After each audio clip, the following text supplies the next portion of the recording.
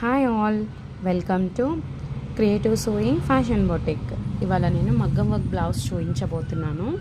ఇదే actually fancy sari అనమాట. ఈ శారీకి వాళ్ళు సింపుల్గా మగ్గం వర్క్ కావాలన్నారు. ఇది బ్లౌజ్ వచ్చి శారీలో బ్లౌజే. శారీలో వచ్చిన బ్లౌజ్కే సింపుల్ కాబట్టి శారీలో వచ్చిన బ్లౌజ్కి మేము వర్క్ వేయించామన్నమాట. కస్టమర్ ఇట్లా సింపుల్గానే అడిగారు.